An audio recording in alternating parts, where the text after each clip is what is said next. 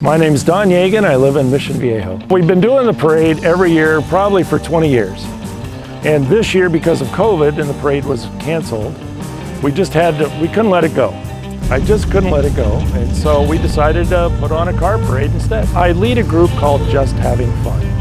And what we do is I bring together individual car owners and members of car clubs, and then I put on community-focused events, such as drive-by events for birthdays and veterans things. So what we ended up doing was I sent out a Facebook event, and I said, hey, what do you guys think about doing a car parade? And the next thing you know, I started getting responses from individual neighbors who said, well, I can distribute some flyers and I can get the word out through Nextdoor and all that kind of stuff. And it just took off from there. So we had about 70 cars in the parade.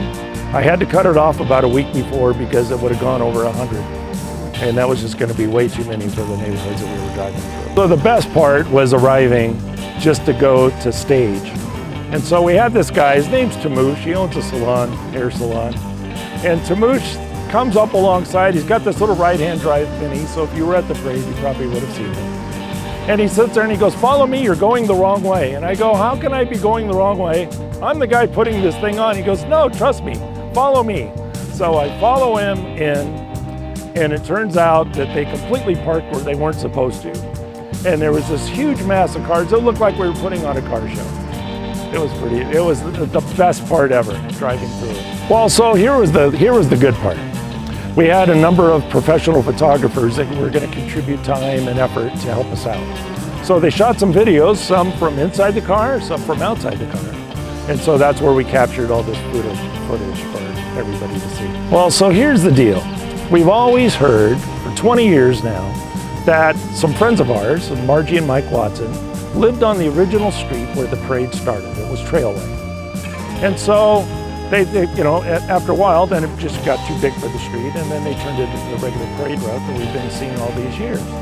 So all of a sudden, I get a note from somebody after we post where the streets are that we're gonna go, and they go, well, we're having a parade at the same time you are, and you can't go down our street.